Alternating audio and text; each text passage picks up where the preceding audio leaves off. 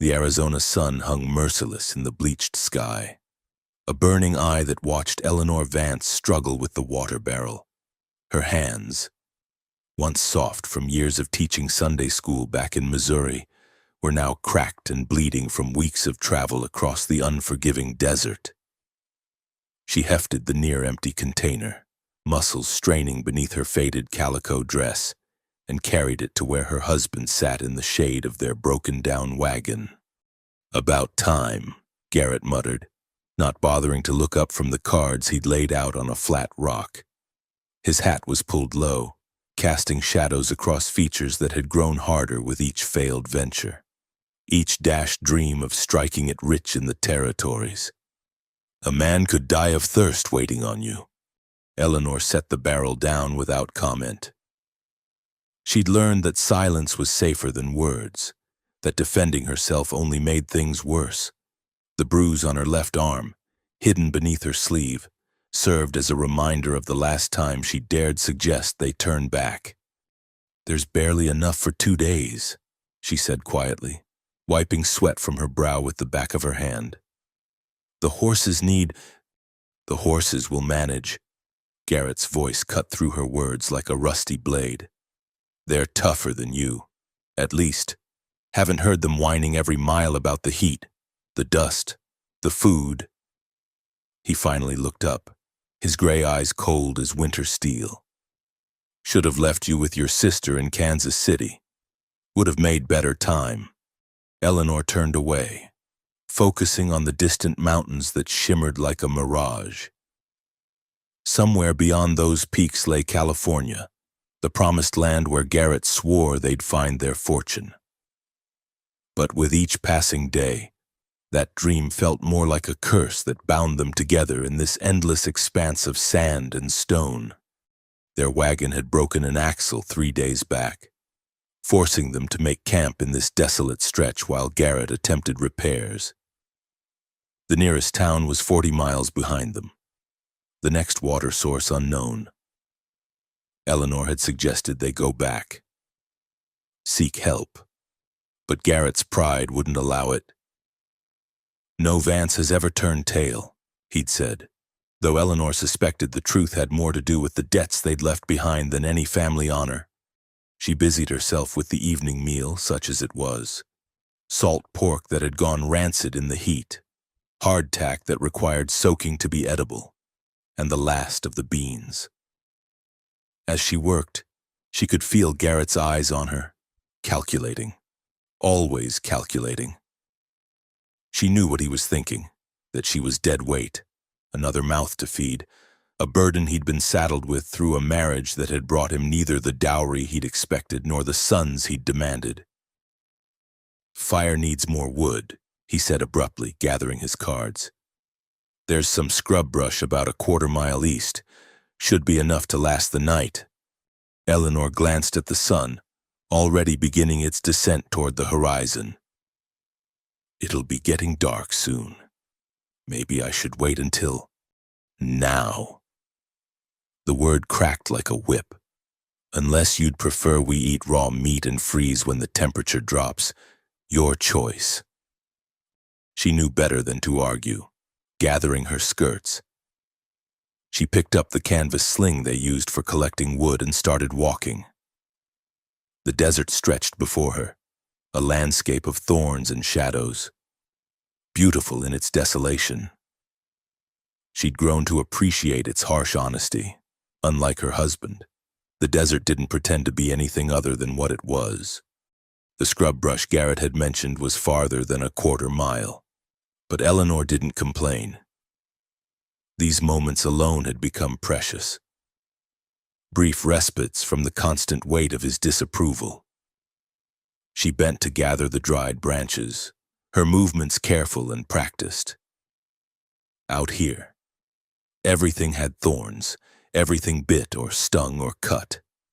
Survival meant learning to move with caution, to watch where you stepped, she heard it before she saw it, that distinctive rattle that turned her blood to ice. The snake was coiled beneath a low mesquite bush, its pattern perfect camouflage against the sandy ground. Eleanor froze, her heart hammering against her ribs. Slowly, carefully, she began to back away and back. Her foot caught on a hidden root. The fall seemed to happen in slow motion. She saw the snake strike as she tumbled backward, felt the sharp pierce through her boot into her ankle. Pain exploded up her leg, immediate and overwhelming. She hit the ground hard, dust filling her lungs as she cried out. The snake slithered away, its duty done, leaving Eleanor gasping in the dirt. She forced herself to sit up, hands shaking as she pushed up her skirt to examine the wound. 2 neat puncture marks wept blood just above her ankle bone. Already, the flesh around them was beginning to swell. Garrett!" Her voice cracked with fear. "Garrett, help!" She could see the camp from here, see her husband's silhouette against the dying light. He stood, shading his eyes, looking in her direction. "Garrett, please, I've been bitten." He started walking toward her, his pace unhurried. Eleanor tried to stand but crumpled immediately, the venom already working through her system. Her vision blurred, nausea rising in her throat. By the time Garrett reached her, she was trembling uncontrollably. He stood over her, his expression unreadable in the gathering dusk. "Snake?" She nodded, unable to speak through chattering teeth. He knelt, examining the wound with clinical detachment. His fingers went to her throat, not to check her pulse but to unclasp the delicate gold chain she wore, her mother's necklace, the only thing of value she'd brought to the marriage. "No," she whispered, but her hands were too weak to stop him. He pocketed the necklace and stood. "Always said this land would kill you. Guess you should have listened when I told you to stay home." Through her fever-bright eyes, Eleanor watched him turn back toward camp. "Please," she managed, "don't leave me." He paused but didn't look back. "Wouldn't be right to make you suffer. This way's cleaner, more merciful." His voice held no emotion, as if he were discussing the weather. "I'll tell them the Indians got you. Nobody'll question it." She tried to call out again, but her throat had closed up, the venom spreading its paralysis through her body. Garrett's form grew smaller, fainter, until the darkness swallowed him completely. Eleanor lay in the dirt, the stars beginning to emerge overhead, each one a cold and distant witness to her abandonment. The pain came in waves, each worse than the last. She could feel her heartbeat in her ankle, rapid and thready. Her mouth was dry as sand, her skin burning despite the dropping temperature. Somewhere in the distance, a coyote howled, and others answered. They would find her soon, drawn by the scent of helplessness. Eleanor closed her eyes, not to die but to gather what strength remained. Her fingers clawed at the earth, pulling her body inch by agonizing inch back toward the scraggly mesquite. If she could reach its meager shelter, perhaps she could last the night. Perhaps someone would come. But even as she struggled, she knew the truth. No one was coming. She was alone in this vast wilderness, left to die by the man who'd sworn before God to cherish and protect her. The irony might have made her laugh if she'd had the breath for it. The stars wheeled overhead, indifferent to her suffering. Eleanor Vance curled beneath the thorny bush, her body racked with fever, and waited for whatever mercy the desert might offer. The morning sun crept across the desert floor like molten copper, touching the thorny branches of the mesquite where Eleanor lay curled like a broken bird. Her lips were cracked, her tongue swollen, and the fever had turned her skin to parchment. The wound on her ankle had bloated to twice its normal size, the flesh around it mottled purple and black. She drifted in and out of consciousness, no longer certain what was real and what was fever dream. Sometimes she thought she heard her mother calling from the kitchen door back home. Sometimes she saw Garrett standing over her again, his face shifting into the skull of a longhorn, empty sockets staring down with hollow judgment. Through the haze of pain, she became aware of a new sound, the steady clop of hooves on hard-packed earth. Not the light step of deer or the scurrying of desert creatures, but the measured gait of a horse bearing a rider. Eleanor tried to call out, but her voice emerged as barely a whisper, lost in the vastness of the morning. The hoofbeats grew closer, then stopped. She heard the creak of leather as someone dismounted, the jingle of spurs as boots hit the ground. A shadow fell across her face, blocking the merciless sun. "Lord have mercy," a deep voice muttered. Through her blurred vision, Eleanor saw a man kneeling beside her. His face was weathered as old leather, with lines carved deep by sun and wind. Dark hair showed beneath a battered hat, and his eyes, brown as rich earth, held a mixture of surprise and concern. He wore the simple clothes of a working cowboy, worn chaps, a faded blue shirt, hands scarred from years of rope work. "Ma'am, can you hear me?" His voice was gruff but not unkind. When she didn't respond, he gently lifted her eyelid, checking her pupils. His gaze traveled to her swollen ankle, and his expression darkened. "Rattler got you good." Amos Blackwood had been tracking a stray calf since dawn, following its trail through the maze of arroyos and dry washes that cut through his grazing land. Finding a half-dead woman was the last thing he'd expected. He'd lived alone for 3 years now, ever since Martha had succumbed to the fever, and the sight of another human being, especially one in such dire straits, shook something loose in his chest. He examined the bite marks with practiced efficiency. The wound was bad, maybe 12 hours old by the look of it. Most folks would already be dead, but this woman was hanging on by sheer will. The swelling hadn't reached her knee yet, which meant there might still be time. "This is gonna hurt," he warned, though he doubted she could hear him. From his saddlebag, he retrieved a flask of whiskey and a sharp knife. He doused the blade with the alcohol, then made 2 quick cuts across the puncture marks. Dark blood seeped out, mixed with yellow fluid that spoke of venom and infection. Eleanor's body convulsed at the pain, a low moan escaping her lips. Amos placed his mouth over the wound and sucked hard, spitting out the poisoned blood onto the sand. He repeated the process several times until the blood ran redder. It was a risk. If he had any cuts in his mouth, the venom could affect him too. But leaving her to die wasn't an option his conscience would allow.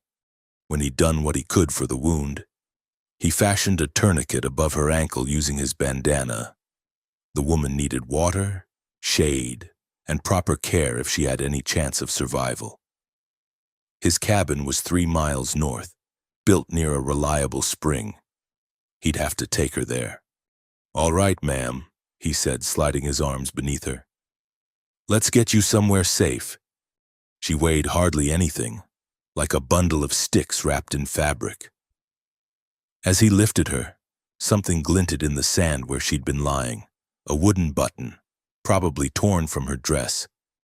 He left it there, focused on getting her to his horse. His mount, a steady bay gelding named Moses, stood patient as Amos arranged the woman across the saddle. She slumped forward, and he had to climb up behind her, one arm around her waist to keep her from falling. Her head lolled against his chest, and he could feel the fever radiating through her clothes. The ride to his cabin was the longest 3 miles of recent memory. Amos kept Moses to a walk, not wanting to jostle the woman more than necessary.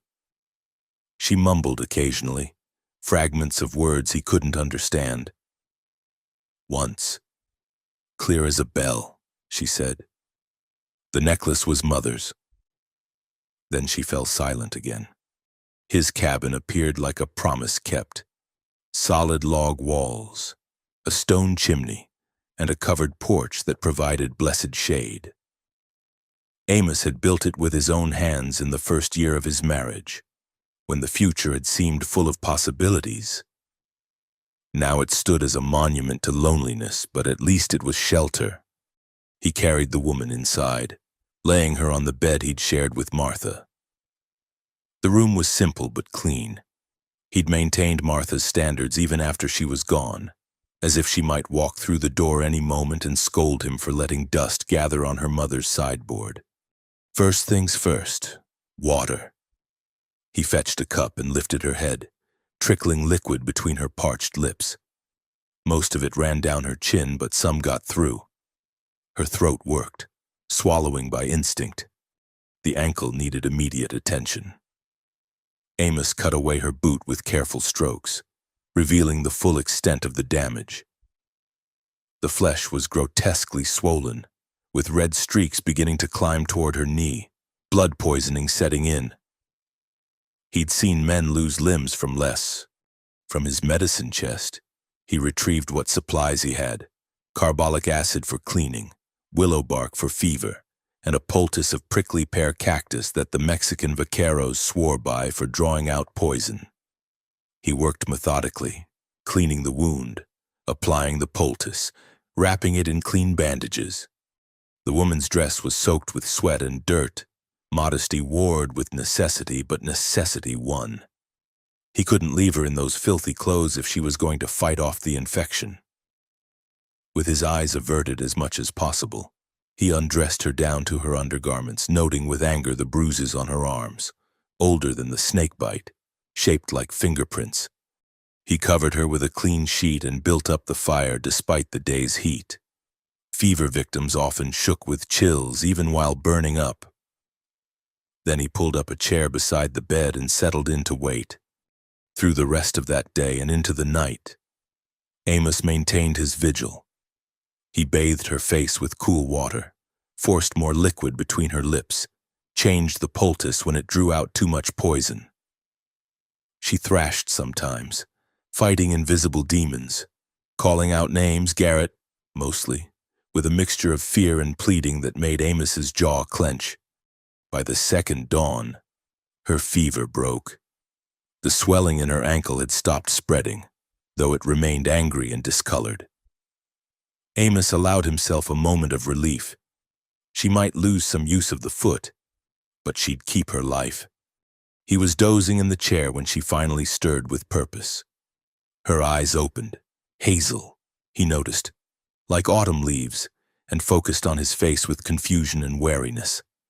Easy, he said, raising his hands to show he meant no harm. You're safe. Found you out by Skeleton Ridge, snake-bit and half dead. You're in my cabin now.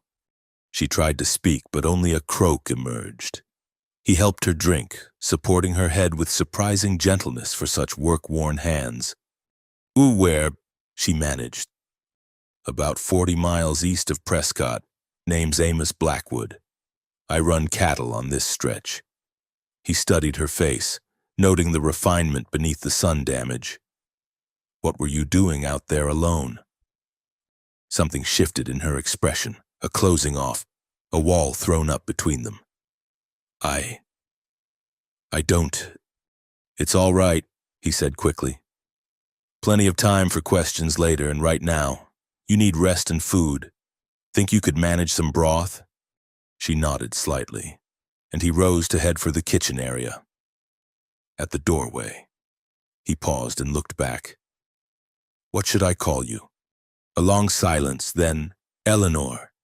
Well, Eleanor, Amos said. Oh, you're welcome here as long as you need. Nobody's gonna hurt you anymore. The way her eyes filled with tears at those simple words told him more than any explanation could have. Whatever had driven her to that desperate place in the desert, it hadn't been by choice. And whoever had left those bruises on her arms, the same person she'd called for in her fever dreams, he'd bet, wasn't someone she needed to return to. Amos Blackwood was a simple man who believed in simple truths. You took care of your land, your animals, and your neighbors. You kept your word. You didn't turn away from someone in need. And you sure as hell didn't leave a woman to die in the desert, no matter what the circumstances. As he heated the broth on his wood stove, he made a quiet decision. Eleanor could stay as long as she needed, and if anyone came looking for her, well, they'd have to go through him first. The days blurred together in a haze of fevered dreams and moments of startling clarity. Eleanor would wake to find the cowboy, Amos, he'd said his name was, spooning broth between her lips or changing the bandages on her ankle with hands gentler than she'd have expected from someone who worked cattle. Sometimes she'd surface from the darkness to find him reading by lamplight, his lips moving slightly as he followed the words in what looked like a well-worn Bible. On the third day, she woke fully for the first time, her mind clear though her body remained weak as a newborn calf. Sunlight filtered through gingham curtains, casting checkered patterns across a clean-swept floor. The cabin was modest but meticulously kept, a woman's touch still evident in the embroidered sampler on the wall, the matching set of blue dishes on the shelf, the dried wildflowers in a mason jar on the table. Amos sat in his usual chair, whittling what appeared to be a wooden spoon. He noticed her watching and set down his knife. "Welcome back," he said simply. "How's the pain?" Eleanor tested her ankle slightly, wincing at the sharp protest. "Bearable," she whispered, her voice still rough. "How long?" "3 days since I found you. Fever broke yesterday morning." He rose and poured water from a pitcher, helping her drink. "You've been fighting hard."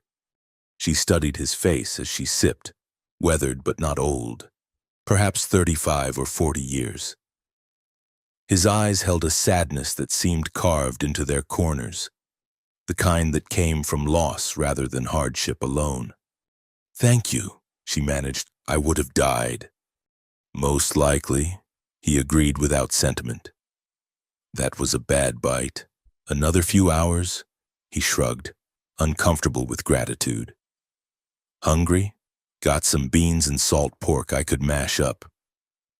Eleanor nodded, though the thought of food made her stomach uncertain. While he busied himself at the stove, she took inventory of her situation.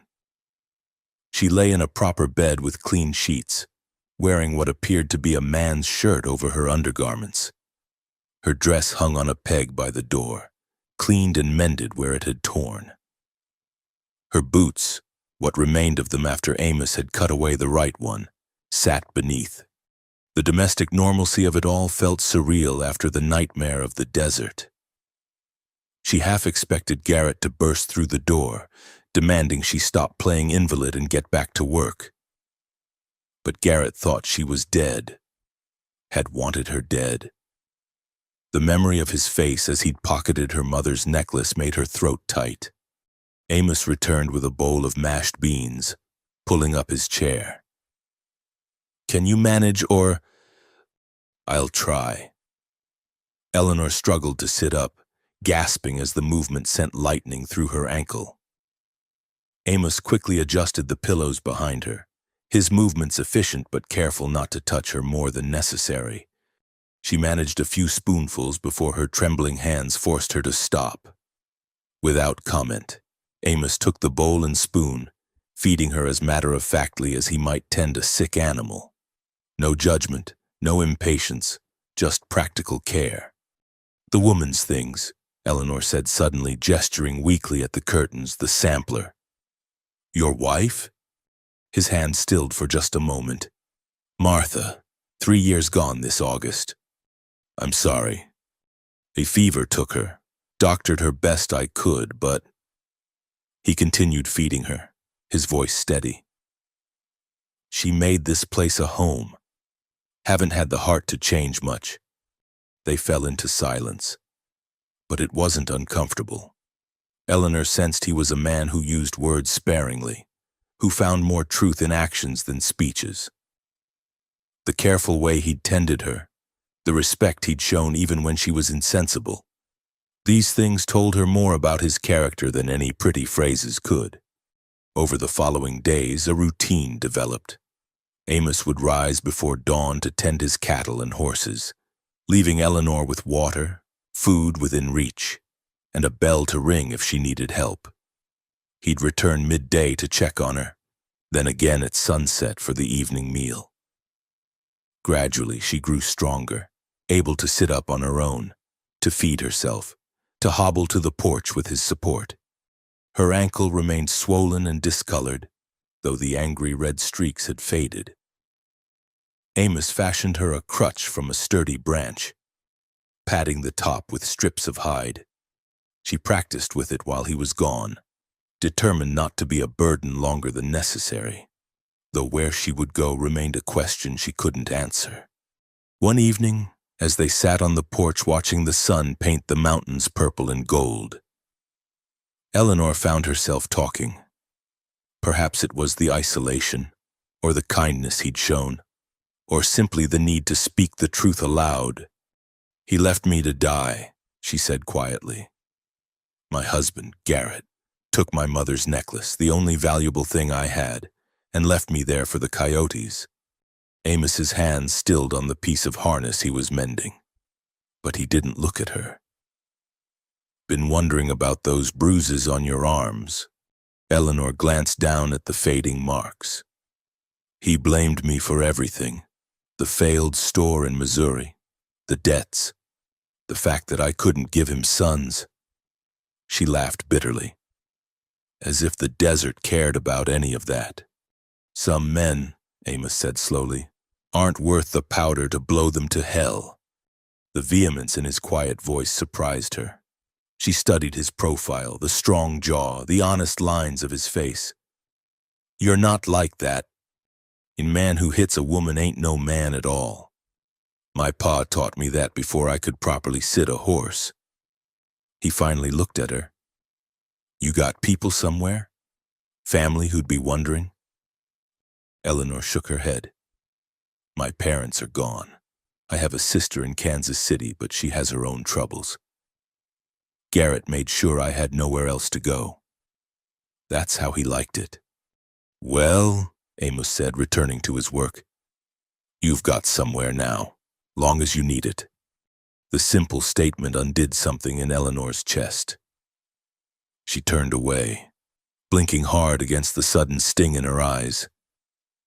When had anyone last offered her shelter without conditions?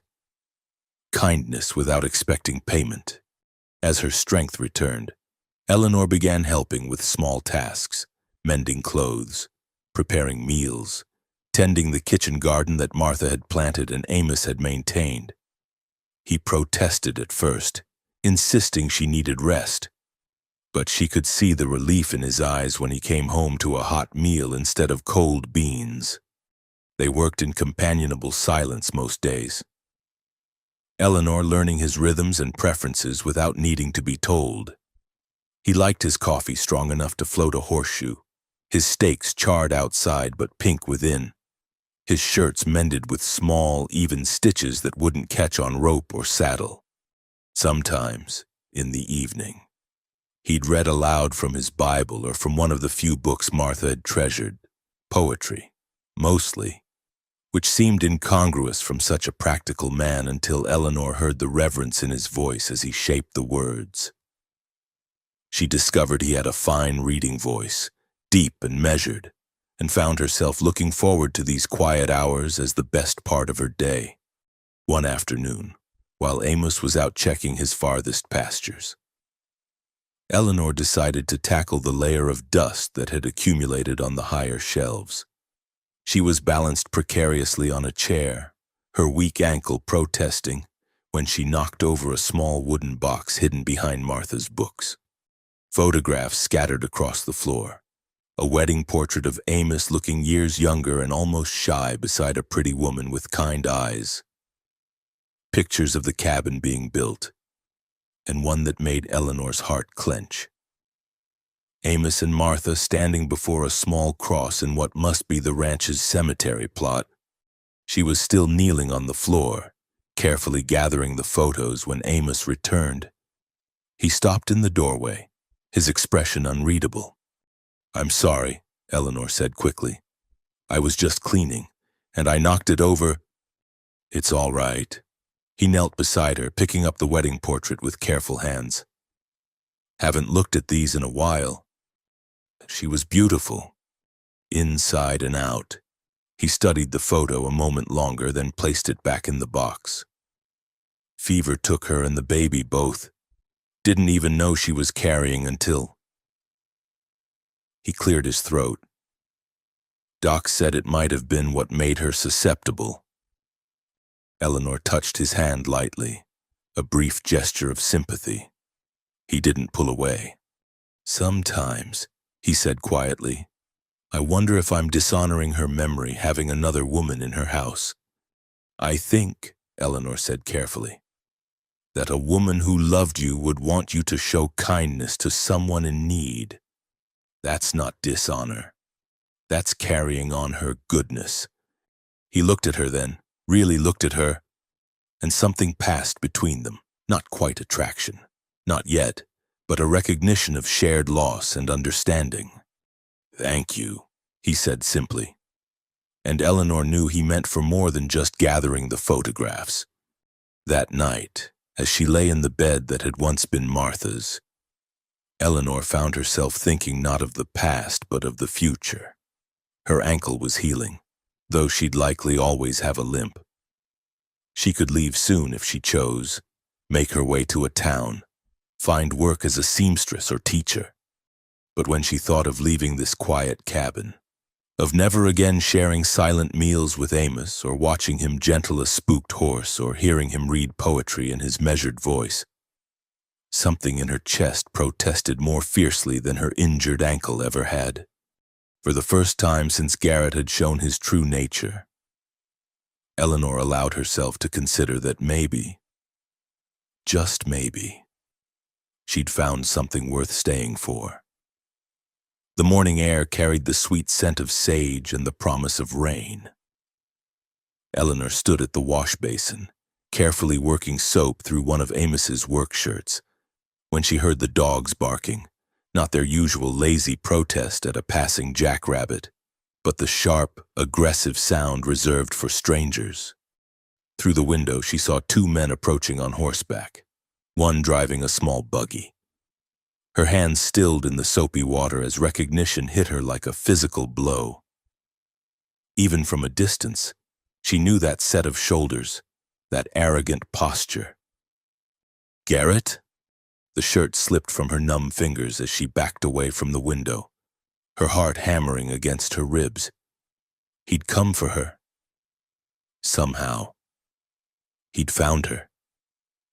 The peaceful weeks in Amos's cabin suddenly felt like a dream she was about to be violently awakened from. Eleanor? Amos appeared in the doorway, having heard the dogs from the barn. He took one look at her face and moved to the window. His expression hardened. You know them?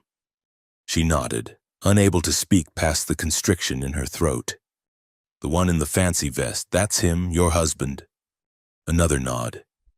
Eleanor gripped the edge of the table, her knuckles white.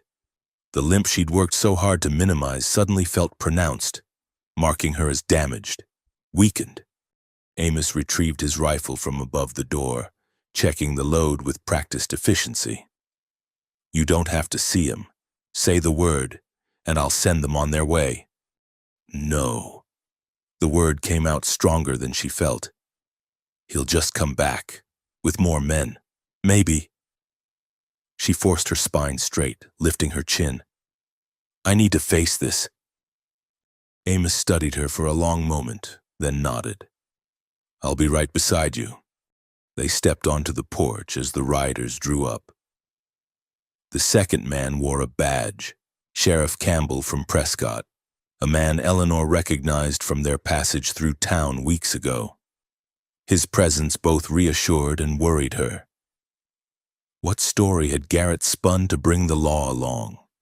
Garrett swung down from his horse with the same casual arrogance she remembered, though she noticed new lines around his mouth, a tightness in his jaw. His clothes were dustier than he usually tolerated, suggesting hard travel. Eleanor. He removed his hat with a flourish, as if they were meeting at a church social rather than in front of the cabin where she'd taken refuge. Thank God you're alive. I've been searching everywhere."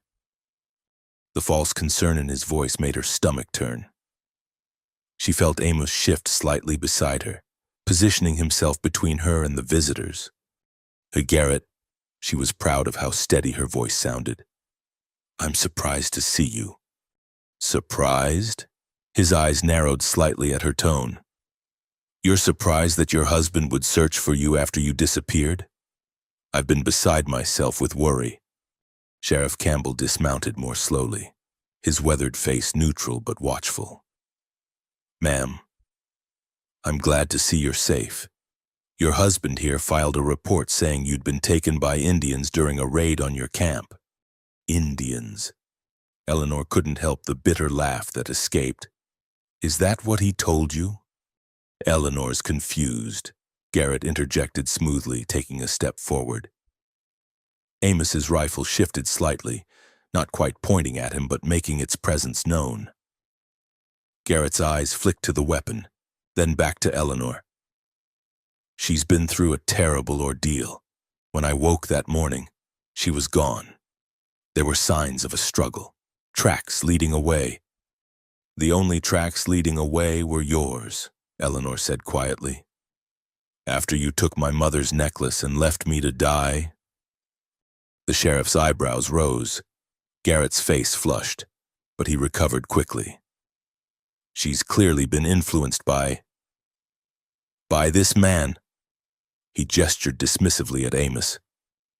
"God knows what lies he's filled her head with to keep her here."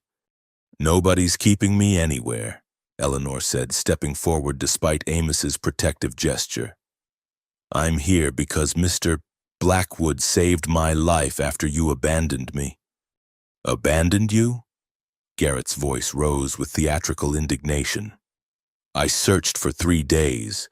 I nearly died of thirst myself looking for you."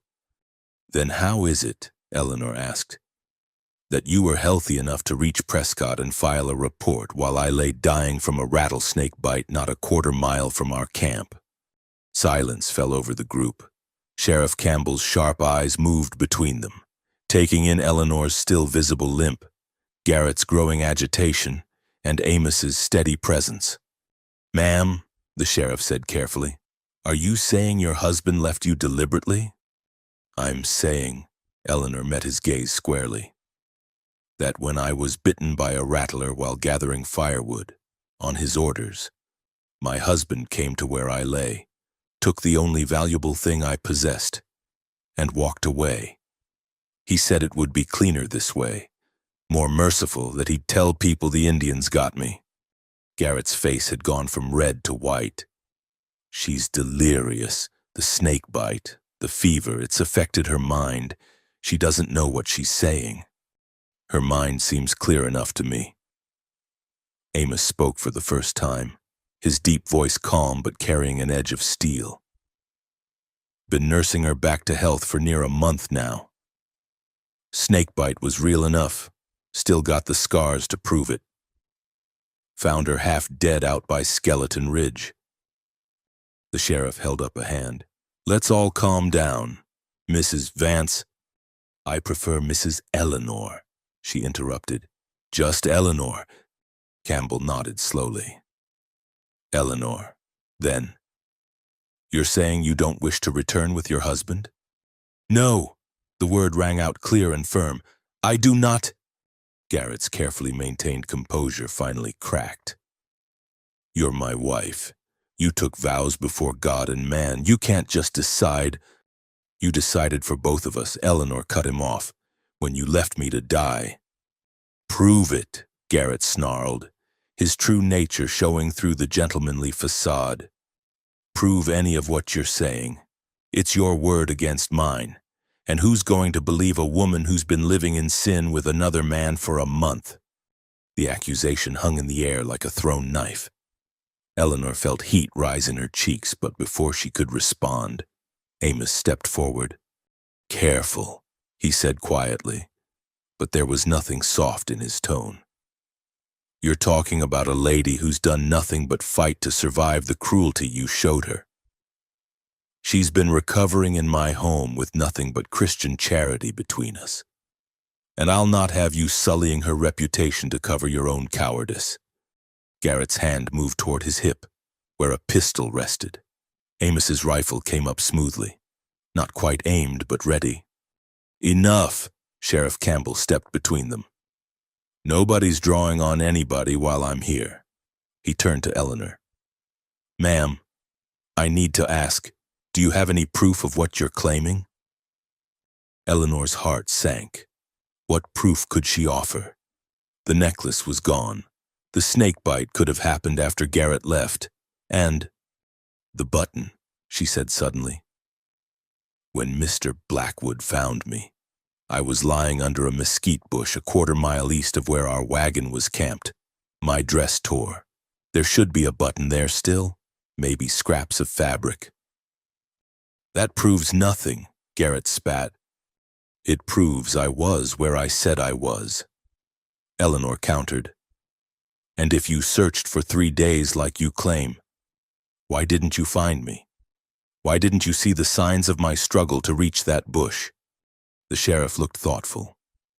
"Where exactly was this camp?" Eleanor described the location as best she could remember. Amos added details about where he'd found her, the condition she was in, the age of the snakebite based on its appearance. "I know that area," Campbell said finally. "Could ride out there, take a look around."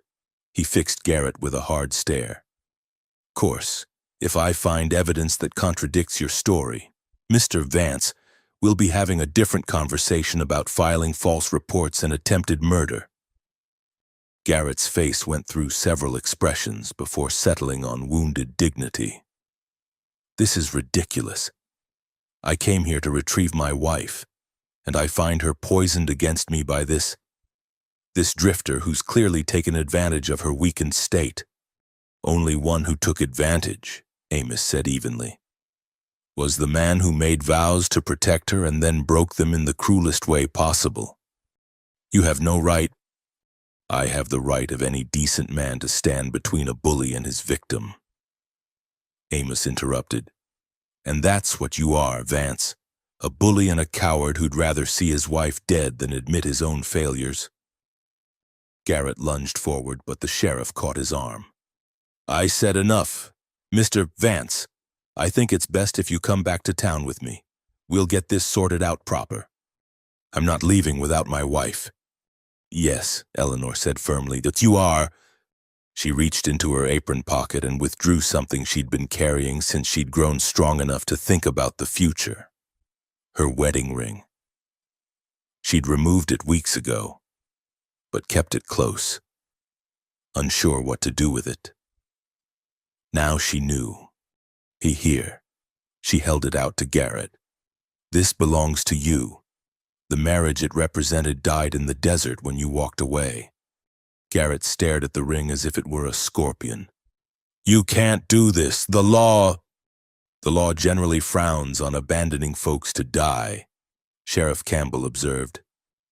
"Ma'am, you willing to swear out a complaint against your husband?" Eleanor considered, then shook her head. "I just want him gone. Let him file for divorce. Say I abandoned him. Say whatever he needs to save face. I won't contest it. But I won't go with him, and I won't pretend he didn't try to kill me through his neglect and greed." The sheriff nodded. "Seems fair. Mr. Vance, I suggest you take the lady's offer. Otherwise, we might need to investigate further, and I don't think you'd like where that leads." Garrett's jaw worked furiously, but he could see he was outmaneuvered. He snatched the ring from Eleanor's outstretched hand. "You'll regret this. Both of you. No decent woman would choose to stay with a stranger over her lawful husband." "No decent man," Eleanor replied, "would leave his wife to die for the sake of a necklace and his own convenience." Garrett turned on his heel and stalked back to his horse. As he mounted, he looked back one last time. "This isn't over." "Yes," Eleanor said softly, "it is."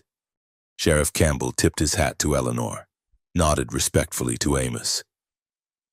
I'll make sure he heads back to town. Ma'am, if you need anything, you know where to find me."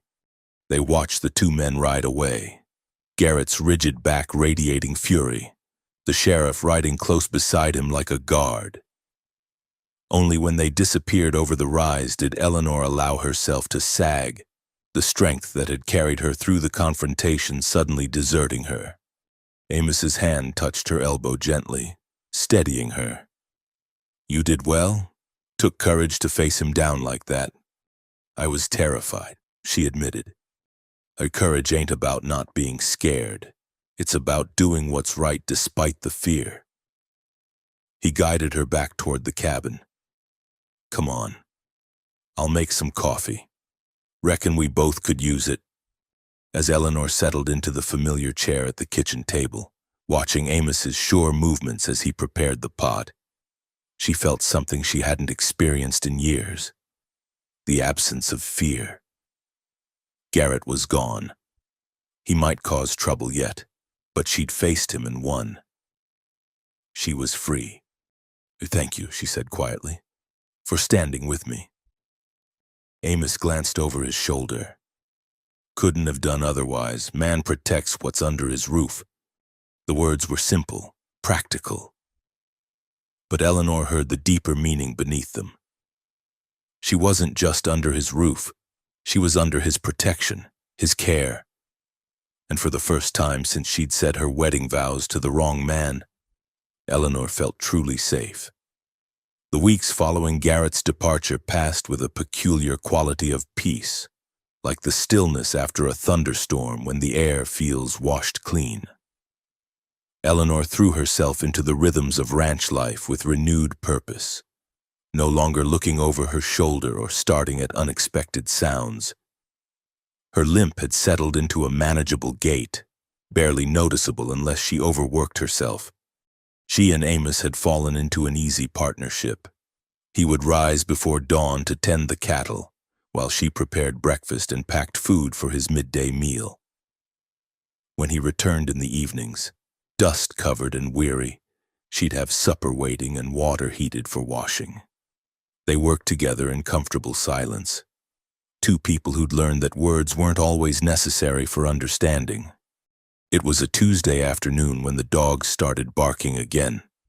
Eleanor's hands tightened on the bundle of mending in her lap, but when she looked through the window, she saw only a single rider approaching at a steady pace.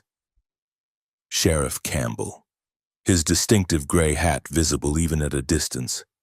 Amos emerged from the barn, wiping his hands on a rag. He exchanged a look with Eleanor through the window, a silent question. She nodded and set aside her sewing, smoothing her apron as she joined him on the porch.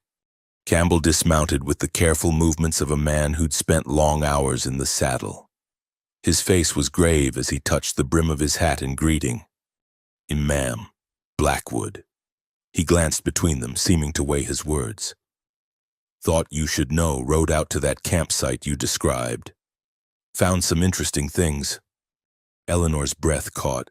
"The button?" "Found that, yes, and more." Campbell reached into his saddlebag and withdrew a small cloth bundle. "This look familiar?" With trembling fingers, Eleanor unwrapped the cloth. Inside lay her mother's necklace, the delicate gold chain tarnished but unmistakable. Her throat constricted as she lifted it, checking the tiny engraved initials on the clasp, E.M. For Elizabeth Morrison, her mother. "Where, how?" "Found it in Prescott," Campbell said. "Vance tried to sell it to Goldman's Mercantile. Goldman recognized it as quality work. Got suspicious when Vance couldn't explain where it came from. Man's got a good eye and a better memory. Remembered seeing you wear it when you passed through town." Eleanor clutched the necklace, eyes stinging. Beside her, Amos stood solid as an oak tree, his presence steadying. "There's more," Campbell continued. "When I confronted Vance with the necklace, his story started changing faster than a desert wind. First he said he found it, then that you gave it to him for safekeeping. then that he took it planning to come back for you." The sheriff's weathered face showed disgust. Man couldn't keep his lies straight. "What happened to him?" Amos asked, his tone neutral. "Well, that's where it gets interesting." Campbell shifted his weight, hooking his thumbs in his gun belt. "Seems Mr. Vance had debts following him from Missouri. Significant debts. When word got out that he'd abandoned his wife in the desert and stolen her valuables. Some of his creditors got mighty interested in collecting what they were owed." Eleanor sank onto the porch bench, still holding the necklace.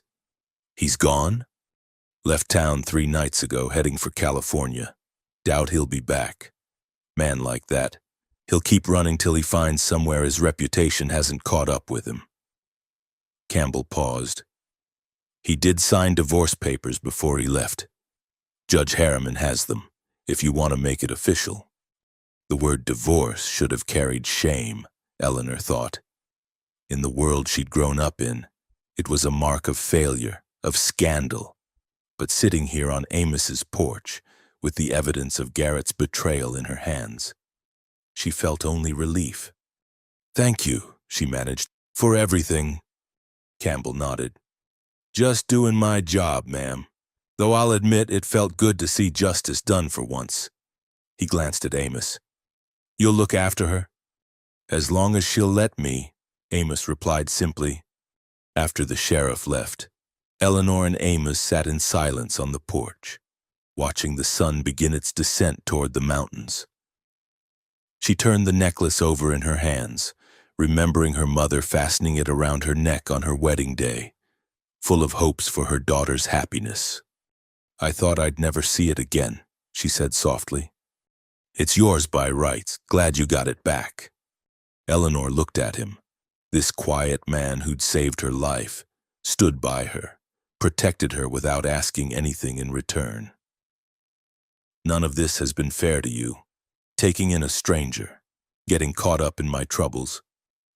Affair's got nothing to do with it." Amos leaned against the porch rail, his eyes on the horizon. "Life doesn't deal in fair. It deals in what is, and what is that I found a good woman who needed help, and I had help to give." "Is that all?" The question slipped out before Eleanor could stop it. Amos was quiet for a long moment. When he spoke, his voice was rougher than usual. "Martha used to say I was too practical for my own good, that I'd logic myself out of any chance at happiness if she let me." He turned to look at Eleanor. Maybe she was right. Because the practical thing would have been to help you heal up and send you on your way. Avoid the complications. But you didn't. "No, I didn't." He moved to sit beside her on the bench, careful to leave proper space between them. "Truth is, Eleanor, this place has been just walls and work since Martha died. You brought life back to it. To me." Eleanor's heart beat fast as a hummingbird's wings. "Amos."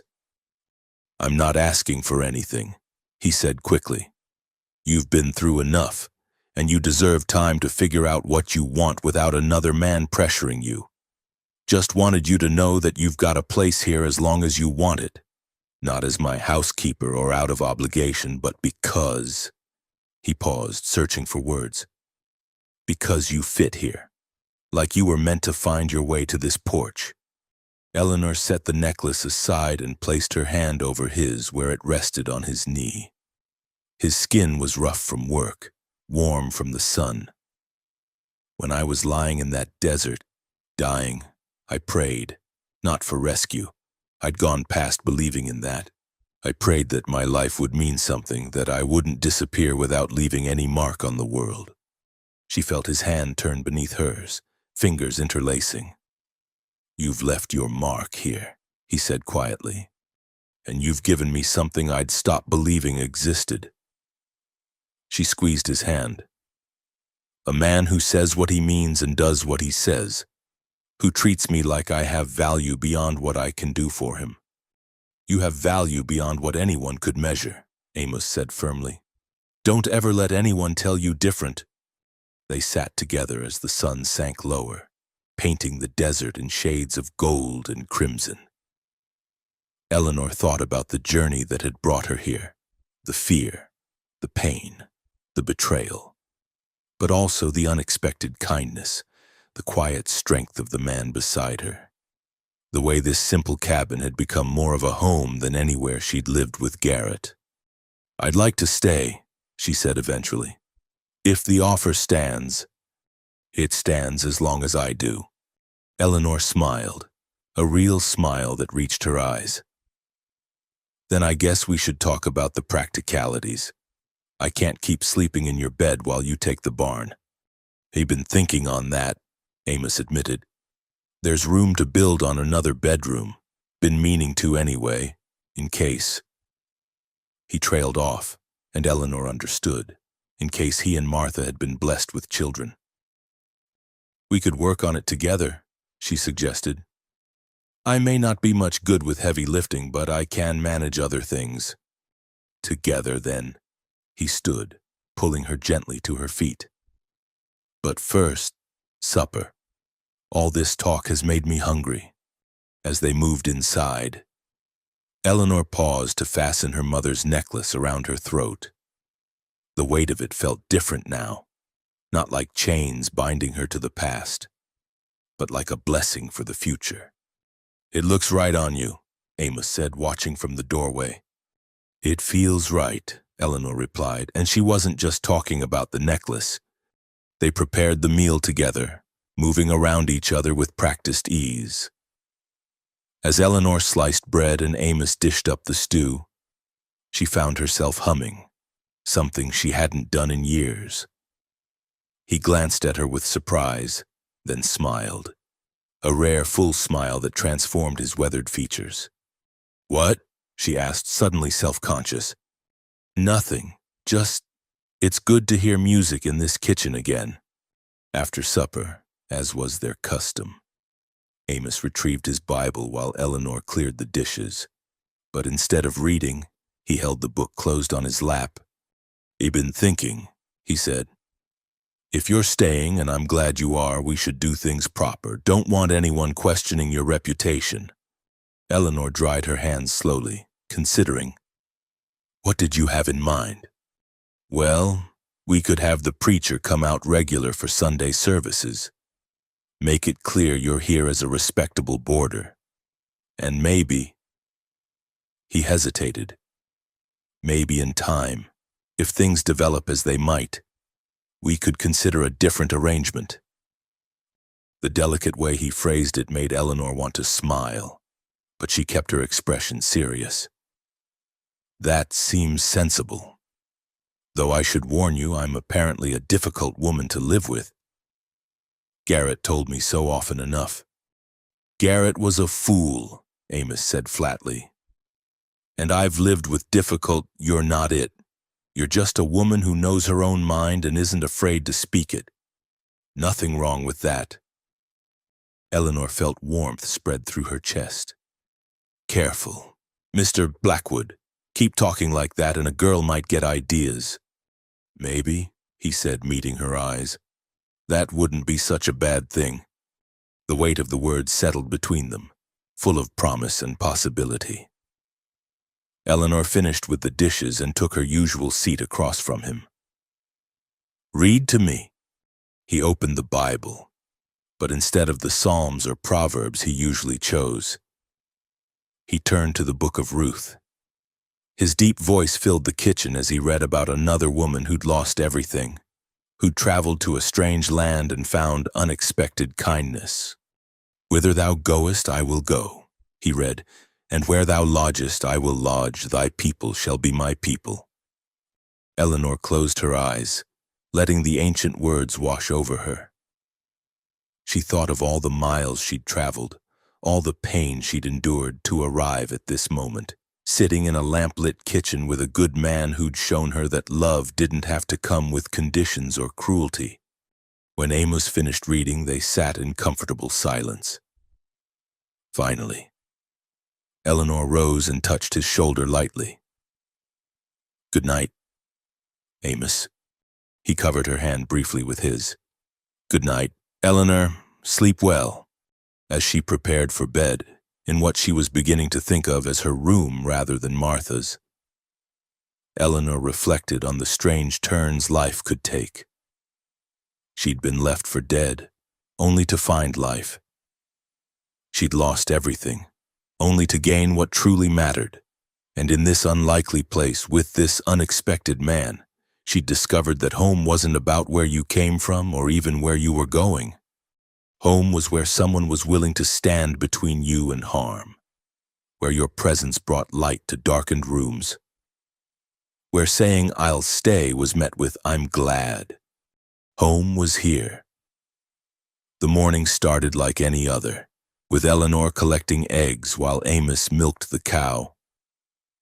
The late autumn air carried a crisp edge that promised winter's approach, and she pulled her shawl tighter as she made her way back to the cabin. They'd settled into such a comfortable routine over the past months that she almost didn't notice when the dogs began barking.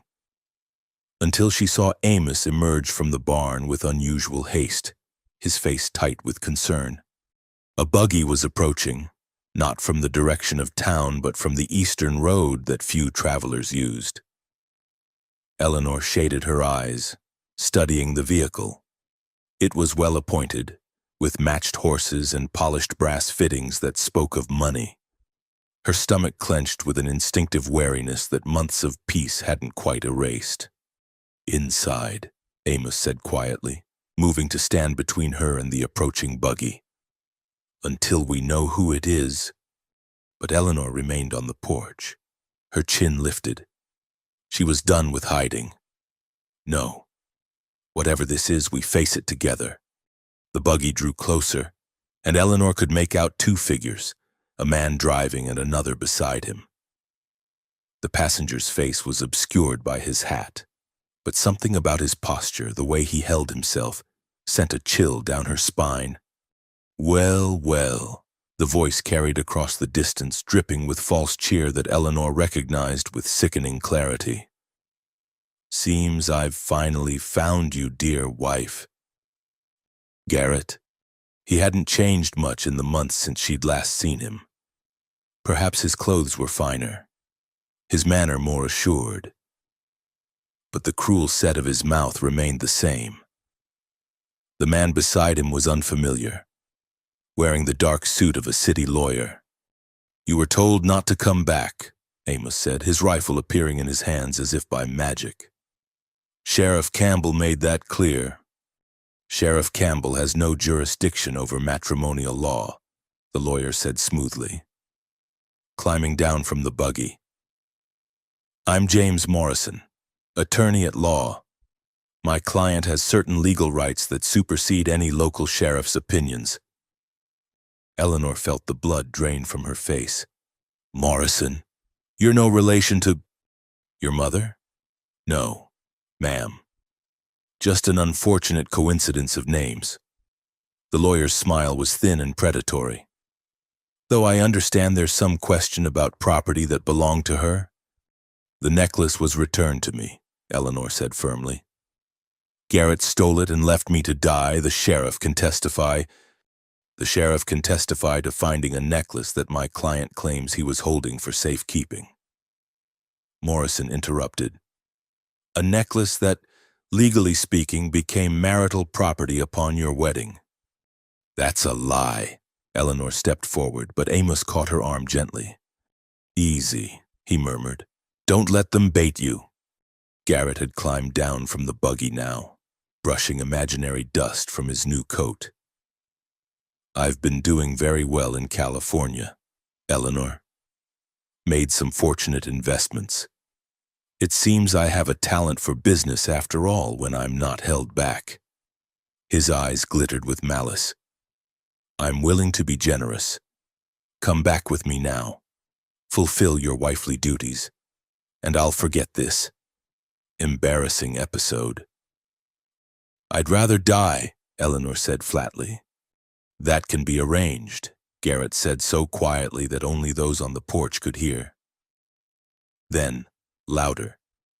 Mr. Morrison, Please explain to my wife her legal position. The lawyer pulled out a sheaf of papers. Mrs. Vance, under territorial law, you remain married to Mr. Vance? The divorce papers he signed were never properly filed. An oversight at the courthouse, I'm told. As his legal wife, you're obligated to return to him. Any property you've acquired during your separation is also his by right. She's acquired nothing but healing and peace, Amos growled, which is more than she ever got from him. Ah, yes, the noble protector. Garrett's smile was ugly. Tell me, Blackwood, how much is she paying you for your protection? Or is it a different kind of arrangement? Amos moved so fast that Eleanor barely saw it. One moment he was beside her. The next he had Garrett by the throat against the buggy wheel. Say one more word disrespecting this lady, and lawyer or no lawyer, I'll show you what protection really means.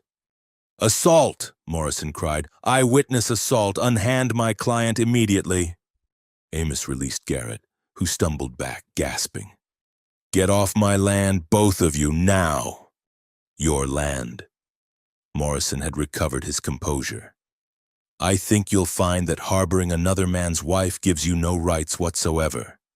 In fact, it could be construed as criminal conversation. I said, get out.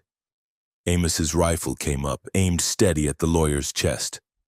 This is private property and you're trespassing. I'm within my rights to defend it. Garrett straightened his collar, his face flushed with anger and humiliation. This isn't over. I've got money now, influence. I can make things very difficult for both of you. You already did that, Eleanor said quietly.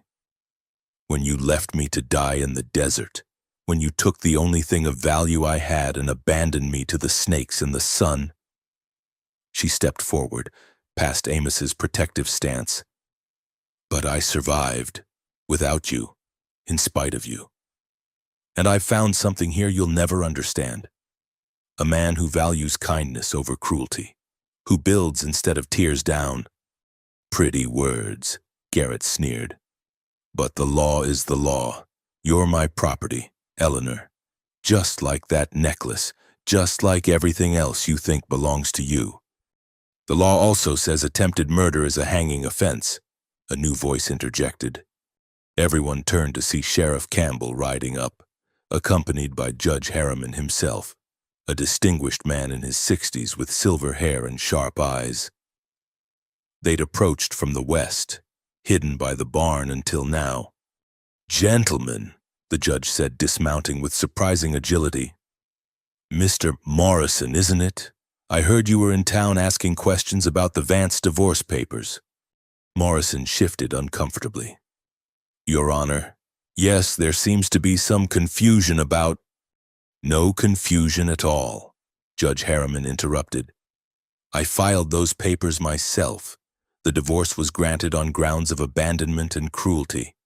Mrs. Vance, excuse me, Miss Eleanor, has been a free woman for 2 months now. Garrett's face went white.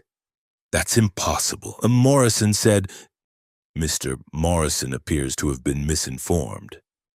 The judge's tone was dry as dust. Or perhaps he was simply taking his client's money without bothering to check the actual court records. Morrison was backing toward the buggy. There must be some mistake. My client assured me. Your client is a liar and a would-be murderer, Sheriff Campbell said bluntly.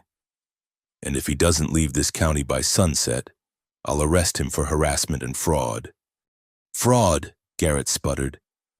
Claiming to be married to a woman when you're not. Attempting to assert legal rights you don't possess. Sounds like fraud to me. Campbell's hand rested on his pistol. Not to mention I've got witnesses who'll testify to you admitting you left her to die. Judge, reckon that's worth revisiting the attempted murder charge? Judge Harriman pretended to consider. It certainly could be. Mr. Vance, I suggest you take the sheriff's advice. Leave now. Don't come back. And be grateful we're letting you go with your neck unstretched. Garrett looked around wildly, seeking support that wasn't coming. His gaze landed on Eleanor, and for a moment, she saw him clearly. Not the charming man who'd courted her, not the tyrant who'd made her life miserable, but a small, petty creature who'd never been satisfied with anything and never would be. "You'll regret this," he said, but the threat sounded hollow even to him. "The only thing I regret," Eleanor replied, "is wasting years of my life trying to please someone incapable of being pleased." Morrison had already climbed back into the buggy, eager to distance himself from his client's disgrace. Garrett had no choice but to follow, his fine new clothes somehow making him look smaller than before. As the buggy retreated, Judge Harriman turned to Eleanor with a kind smile. "Miss Eleanor, I apologize for the deception. Sheriff Campbell sent word that Vance was in town, and we thought it best to arrive unannounced in case there was trouble." "Thank you," Eleanor managed, her knees suddenly weak with relief. "Both of you." "Just upholding the law," the judge said. "Though I must say it's particularly satisfying when the law and justice align so neatly." He glanced between Eleanor and Amos with knowing eyes. "I trust we won't have any more trouble from that quarter. But if we do—" "We'll handle it," Amos said firmly, his arm coming around Eleanor's shoulders in a gesture that was both protective and claiming. The judge smiled. "I'm sure you will. Good day to you both." As the lawman rode away, Eleanor found herself trembling, not with fear, but with the release of tension she'd been carrying since the moment she'd recognized Garrett's voice. Amos guided her to the porch bench, kneeling in front of her with concern written across his features. "You all right?" She nodded, then shook her head, then laughed, a slightly hysterical sound. "I'm free, truly, legally free." "You've been free since the day you chose to stay," Amos said gently. "Paper just makes it official." Eleanor cupped his weathered face in her hands. This good man who'd stood between her and harm yet again. "How can I ever repay—" Don't," he interrupted. "Don't talk about debts between us. Then what I do because it's right. Because I—" He stopped, color rising in his cheeks. "Because you what?" Eleanor prompted softly. Amos met her eyes, his own full of an emotion that made her breath catch. "Because I love you. Been trying not to, telling myself it's too soon. You've been through too much but there it is." Eleanor's heart felt too large for her chest. "Oh, Amos. You don't have to say anything. I just wanted you to know." She silenced him with a kiss, soft and sweet and full of promise. When they parted, both were breathing unsteadily. "I love you too," she whispered. "Not from gratitude or necessity, but because you're the finest man I've ever known. Because you see me as myself, not as someone to own or control." Amos's smile was like sunrise over the mountains. "Eleanor, would you, that is, when you're ready, would you consider—" "Yes," she said, laughing through tears. "Whatever you're trying to ask, yes." He laughed too, pulling her into his arms. "Might want to let me finish. Could be asking if you'd help me muck out the stalls. Even then, yes." She rested her head against his chest, listening to his steady heartbeat. "Though I'd prefer a different question.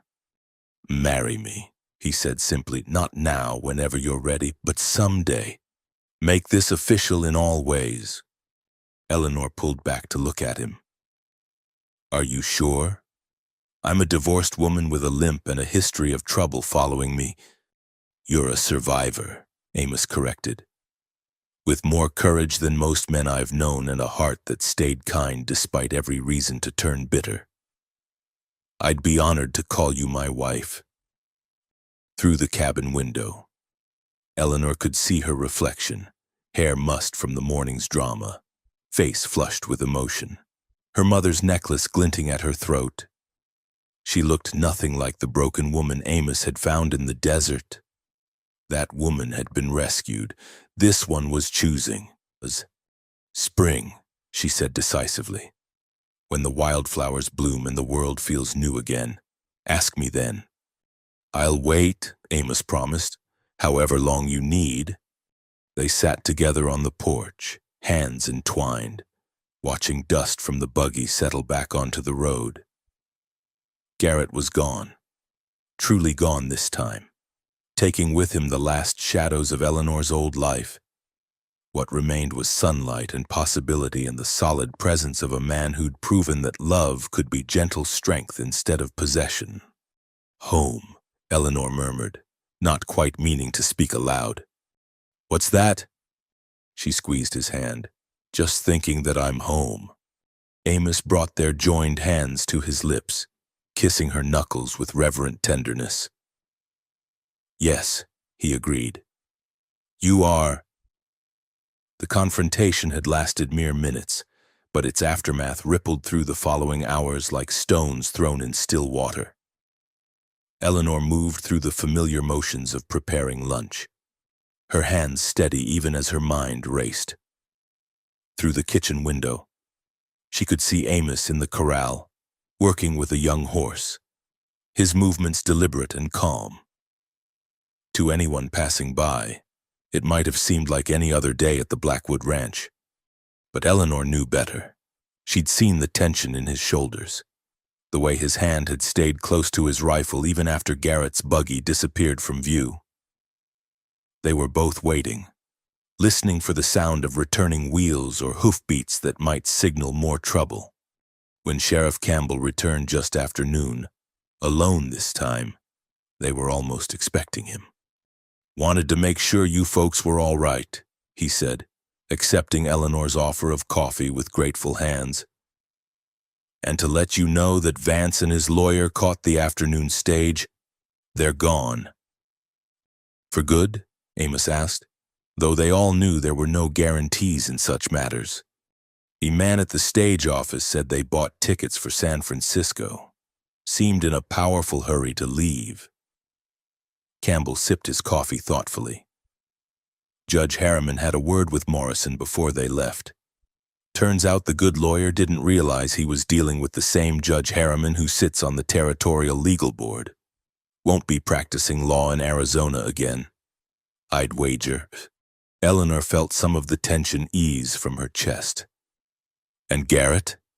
Made some threats, but nothing specific enough to act on. Though, Campbell hesitated, then continued. You should know. He was asking around town about you both. Where Amos does his banking. Who holds the deed to this land. That sort of thing. Amos's jaw tightened. Let him ask. Everything here is legal and proper. I know it, Campbell assured him. Just thought you should be aware. Men like Vance, when they can't win with force, sometimes try other means. After the sheriff left, Eleanor and Amos sat together at the kitchen table, the weight of unspoken concerns between them. He won't give up, Eleanor said quietly. Not Garrett. He'll stew on this. Let it fester. His pride won't allow him to just walk away. Then we'll be ready, Amos replied. When this is our home, when he will protect it. Eleanor studied his face, the determined set of his jaw, the steady conviction in his eyes. I've brought you nothing but trouble. You've brought me back to life, he corrected firmly. Whatever comes, we'll face it. That's what people do when they're building something together. The word together warmed Eleanor more than the coffee in her hands. She thought of all the times Garrett had made decisions without consulting her, had moved them from place to place, chasing his schemes while she followed like a shadow. This was different. This was partnership. What do you think he'll do? She asked. Amos considered. Man like that, who's come into money? He'll try to hurt us where he thinks we're vulnerable.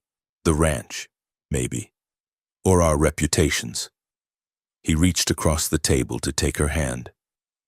But this land is mine, free and clear. Has been since Martha's father passed it down. And as for reputation, well, I've never much cared what people think, long as I know I'm doing right. Eleanor squeezed his fingers. I care what people think of you. You've been nothing but honorable, and if my presence here makes people question that, stop. His voice was gentle but firm.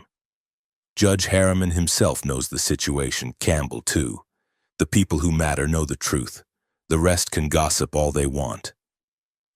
They spent the afternoon working side by side, reinforcing their normal routine as a bulwark against uncertainty. Eleanor helped Amos repair a section of fence while he taught her the proper way to string wire. Her small hands weren't as strong as his, but they were nimble, good at threading and twisting while he handled the heavy pulling. You're getting good at this, he observed, watching her secure a particularly tricky section. I had a good teacher. She straightened, pressing a hand to her back. Despite her progress, the snakebite had left its mark. Her ankle still ached after too much activity, and sometimes the old injury sent shooting pains up her leg. Amos noticed her discomfort immediately. That's enough for today. Come on, let's get you off that foot. She wanted to protest, to prove she could work as hard as anyone, but the concern in his eyes stopped her. This too was different from before, not the irritation Garrett had shown at her limitations, but genuine care for her well-being. As they walked back to the cabin, Eleanor noticed a rider approaching from the west. Her body tensed automatically, but Amos touched her shoulder. It's all right. That's Tom Brennan from the Double B. Good man. Brennan was indeed a good man. Eleanor discovered, a widower like Amos who ran cattle on the neighboring spread. He'd heard about the morning's drama already, the Desert Telegraph being what it was. He'd wanted to let you know, he said, accepting a cup of water gratefully. If you need extra hands or eyes, just holler.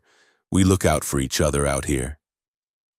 Appreciate that, Tom, Amos said. Hopefully it won't come to anything.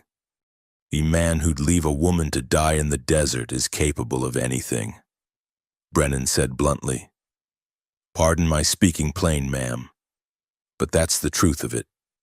You folks watch yourselves. After he left, Eleanor found herself moved by the gesture. She'd lived in towns where neighbors barely acknowledged each other, where a woman's troubles were her own to bear.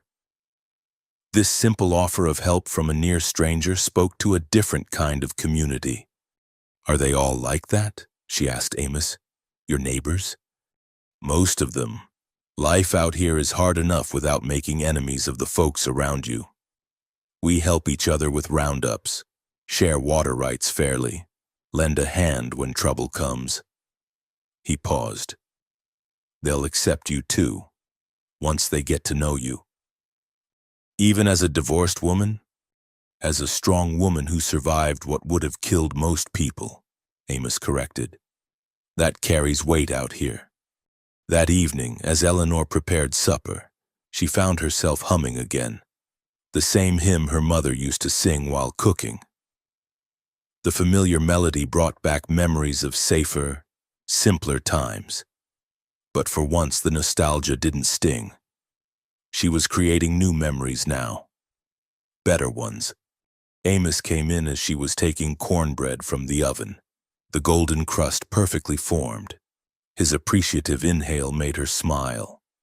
Smells like heaven, he said, washing up at the basin. Mama's recipe. She always said the secret was a touch of honey and extra butter. They ate in companionable quiet, the events of the morning settling into perspective. Garrett had come and gone. They'd weathered the storm. Life continued. I've been thinking, Amos said as Eleanor cleared the dishes. About what Campbell said. About Garrett asking questions. Eleanor's hands stilled. And? Might be wise to take some precautions. I could teach you to shoot, if you're willing. And maybe we should get a couple more dogs. Train them up as watchdogs. The practical response to threat was so typically Amos that Eleanor had to smile. I'd like to learn. I should have learned years ago, Never too late to start. He hesitated, then added, and maybe we should move up our plans for that addition to the cabin. Having you in the main house but in a proper separate room would stop any talk. Make your position here clear as a respectable boarder until spring, Eleanor finished softly. Until spring, he agreed, his eyes warm with promise. They spent the evening sketching rough plans for the addition, debating windows and doors, arguing gently over whether it needed one room or two. It was the kind of simple, forward-looking conversation that couples had when building a life together, and its very ordinariness was a gift. Later, as Eleanor prepared for bed, she found herself standing at her window, looking out at the star-filled desert sky. Somewhere out there, Garrett was nursing his wounded pride, perhaps plotting revenge. The thought should have frightened her, but instead she felt a curious sense of peace. She'd already survived the worst he could do. He'd left her for dead, and she'd lived. He'd tried to reclaim her, and she'd stood firm.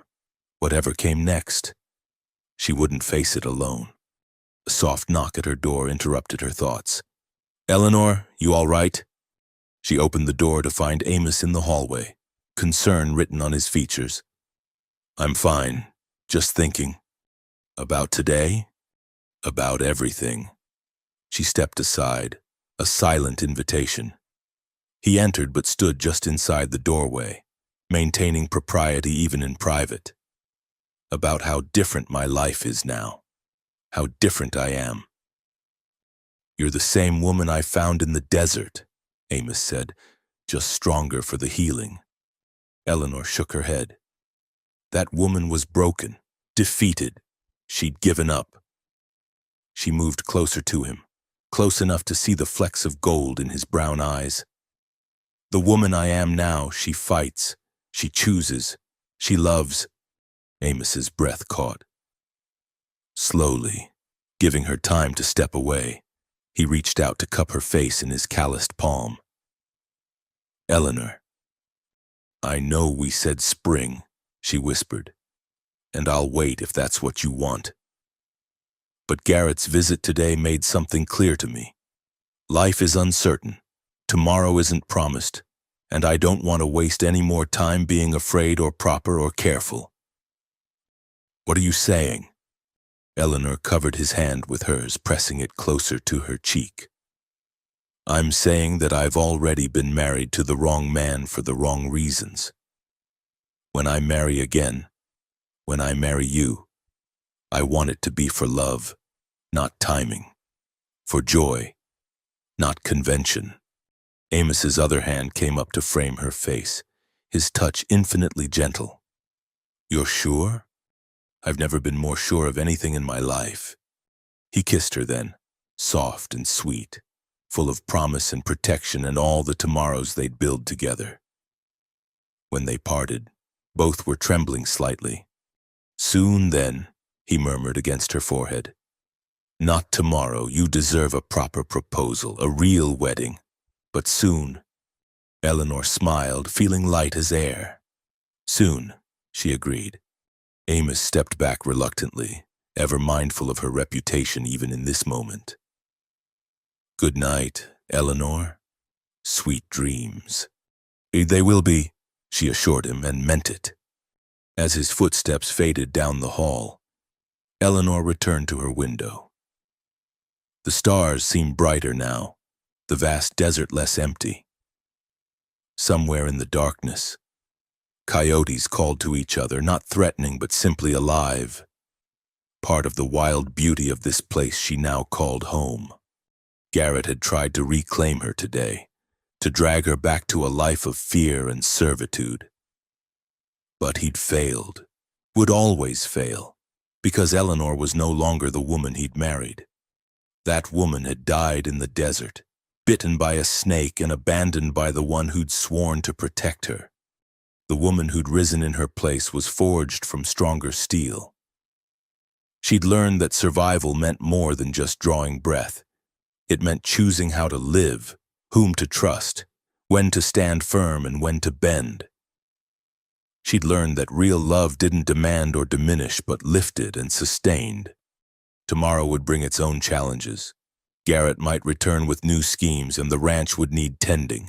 Her ankle would ache, and the memories would sometimes surface like bubbles in dark water. But tonight, Eleanor Vance, soon to be Eleanor Blackwood, stood at her window and felt nothing but gratitude for the bitter snake that had freed her from a worse poison, for the desert that had tested her and found her worthy, for the quiet cowboy who'd shown her that home wasn't a place but a choice, made fresh each morning and honored each night. She touched her mother's necklace, warm against her throat, and made a silent promise. She would live, not just survive, but truly live. She would love without fear, work without complaint, and build something lasting in this harsh and beautiful land. And if trouble came calling again, well, she'd face it as she had today. Standing tall, speaking truth, and never ever going back. The stars wheeled overhead, ancient witnesses to human dramas beyond counting. In the morning, there would be coffee to brew and cattle to tend, fences to mend and meals to prepare. But for now, Eleanor stood in the quiet darkness and let herself feel the full weight of her freedom. She was home, she was loved, she was free. It was more than enough, it was everything. The desert evening wrapped around the cabin like a familiar blanket, painting the mountains in shades of purple and gold that Eleanor had come to love. She sat on the porch step, her mending forgotten in her lap, watching Amos work with a young colt in the corral. His movements were patient, deliberate, the same gentle strength he'd shown her from the beginning. 3 days had passed since Garrett's departure, 3 days of watchful peace. The extra dogs Amos had mentioned were already settled in, 2 shepherd mixes from Tom Brennan's ranch who'd taken to their guard duties with serious dedication. Eleanor had begun her shooting lessons, discovering she had a steady hand once she got past the initial fear of the rifle's power. Now, as the sun touched the horizon, she felt a settling in her bones, not complacency but acceptance. This was her life now. These simple good things, the evening chores, the comfortable silence, the knowledge that she was where she belonged. "Are you wool gathering again?" Amos asked, approaching with the easy stride she'd know anywhere. "Thinking," Eleanor corrected, smiling up at him, "about how different everything is from a year ago." He settled beside her on the step, close enough that she could feel his warmth without quite touching. "Good different?" "The best different," she set aside her mending, turning to face him fully. "Amos, I need to say something." His expression grew serious, attentive in that complete way he had of listening. "I'm here. When you found me in the desert, I was ready to die. Not just from the snakebite, but—" She struggled for the right words. "I'd given up on the idea that life could be anything but endurance, that there was anything in me worth saving." "Eleanor, let me finish." She took his hand, marveling as always at how such work-roughened fingers could be so gentle. "You didn't just save my body, you saved my spirit. You showed me that strength doesn't mean hardness, that a man can be good without being weak." She squeezed his fingers. "I don't want to wait for spring." Amos was quiet for a long moment, his thumb tracing circles on her palm. "You sure? I want to give you everything proper, a real wedding. Time to prepare." "I've had a proper wedding," Eleanor said wryly. "White dress, church full of people, vows that turned out to be lies. What I want now is truth. You, me, and promises we both mean to keep." He studied her face in the fading light. "When?" "Whenever you're ready, tomorrow, next week. I want to stop living in the in-between.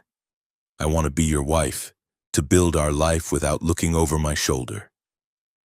Amos stood, pulling her up with him. His hands settled on her waist, solid and sure. "Eleanor Vance, would you do me the honor of becoming my wife? Not someday, not in spring, but as soon as we can arrange it?" "Yes," she breathed, feeling tears prick her eyes. "Yes, Amos Blackwood, I will marry you." He kissed her then, deeper than before, with a promise of all the kisses to come. When they parted, both were breathing unsteadily, and Eleanor felt a flush that had nothing to do with the warm evening. "Saturday," Amos said decisively. 4 days from now. That'll give us time to get word to the preacher. Invite the neighbors who matter. Nothing fancy. Just honest folks witnessing honest vows." "Perfect," Eleanor agreed, already thinking of the practical details. She had one good dress that would serve, and wildflowers were still blooming in the sheltered valleys. "There's something else," Amos said, his expression growing serious again. "About the house. I've been thinking.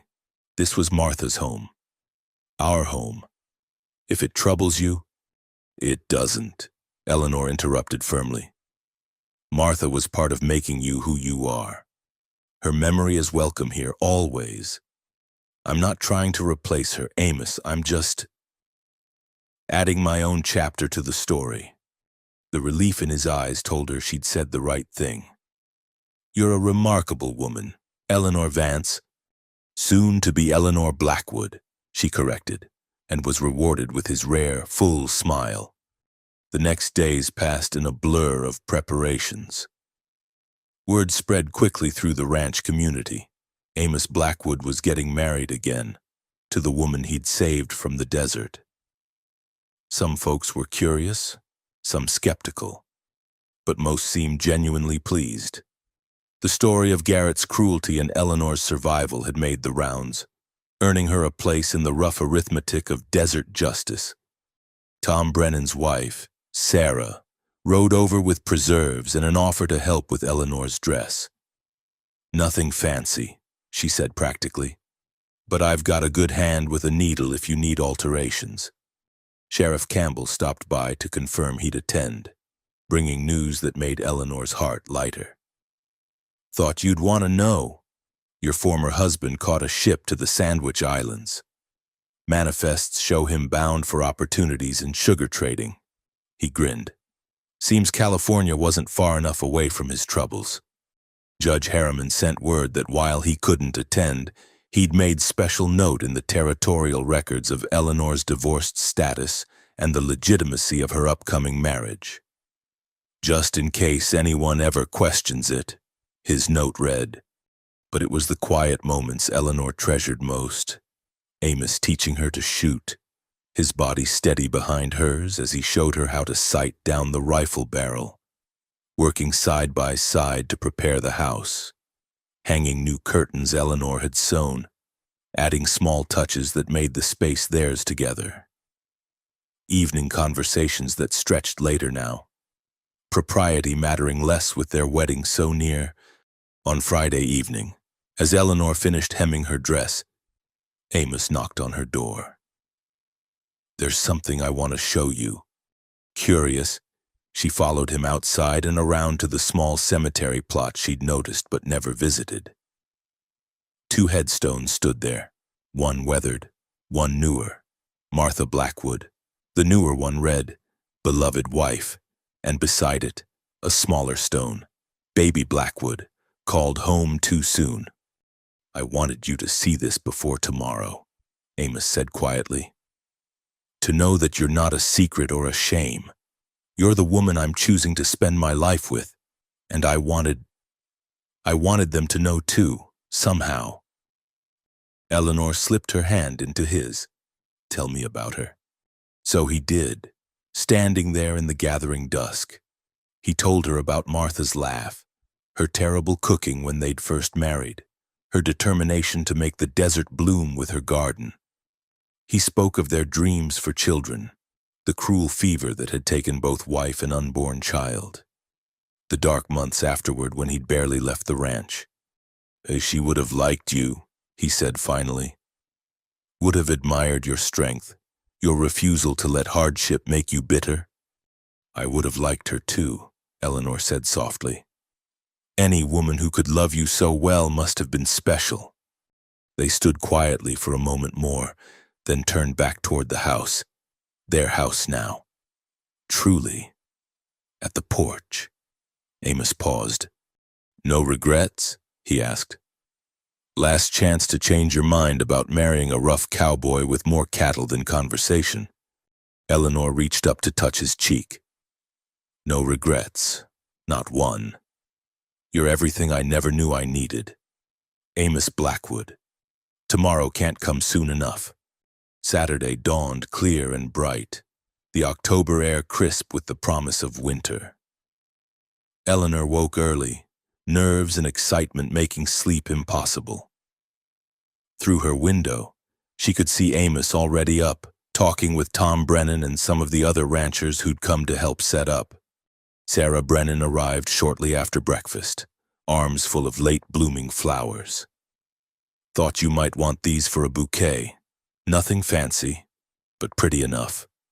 The women worked together, Sarah chattering comfortably about ranch life, children, the challenges of keeping house in the desert. It was the kind of easy female companionship Eleanor had missed desperately, and she found herself looking forward to more such visits. You're good for him, Sarah said suddenly, pinning a flower in Eleanor's hair. Amos, we've been worried about him these past years, alone out here with his grief. But lately, he's been different. Lighter. That's your doing. He saved me first, Eleanor said softly. Maybe you saved each other, Sarah suggested. No, best marriages work that way. By noon, the yard was transformed. Simple benches had been arranged, wildflowers in mason jars providing splashes of color. The traveling preacher, Reverend Davis, had arrived from Prescott, a jovial man who seemed genuinely pleased to be performing a wedding rather than his usual circuit of funerals and baptisms. Eleanor stood before the small mirror in her room, hardly recognizing herself. The blue dress, her best, carefully preserved through all her travels, fit perfectly thanks to Sarah's alterations. Her hair was pinned up with small flowers woven through it. Her mother's necklace gleamed at her throat. She looked, she realized with some surprise, happy. Not just content or resigned, but genuinely happy.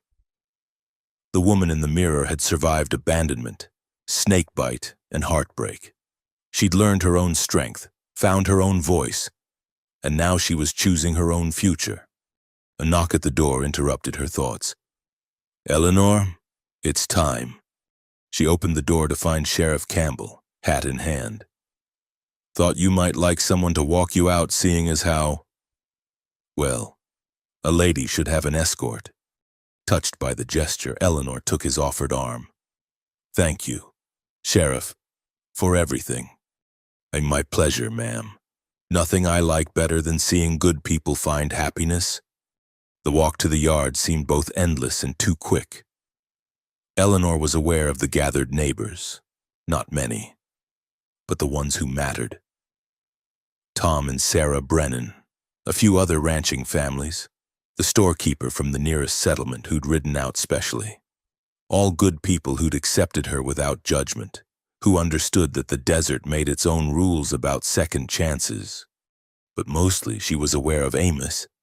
He stood by the preacher, wearing his best shirt and a new string tie.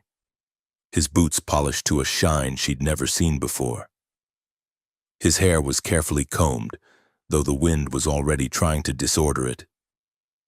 When he saw her, his face transformed with a smile so full of joy and wonder that Eleanor felt her eyes sting with tears. Sheriff Campbell delivered her to Amos's side with a formal nod.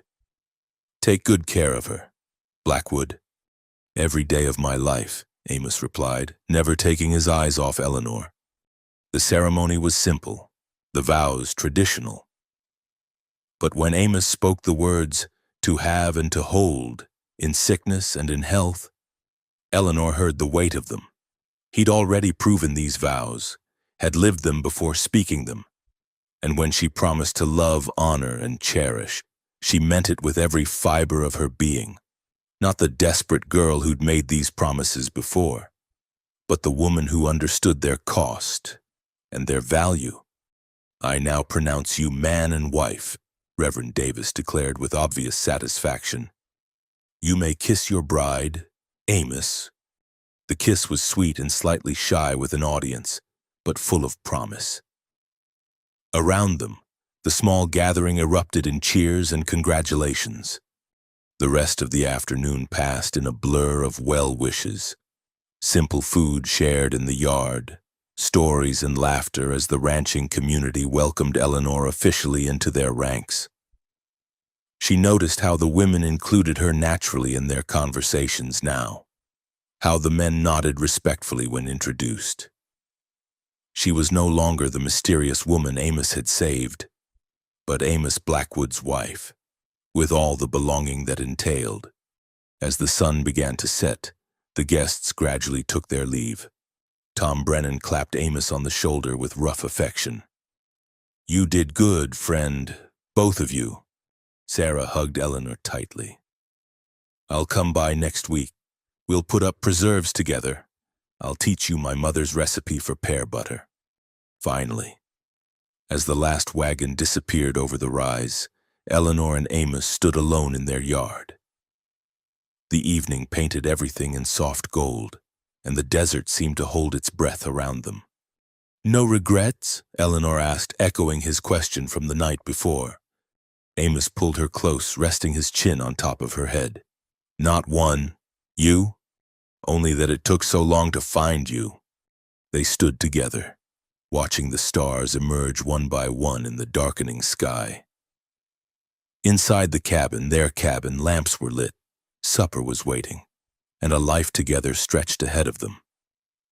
Not perfect, perhaps, but real and good and theirs. "Come on, Mrs. Blackwood," Amos said finally, his voice warm with pleasure at the name. "Let's go home." Eleanor smiled, taking his offered hand.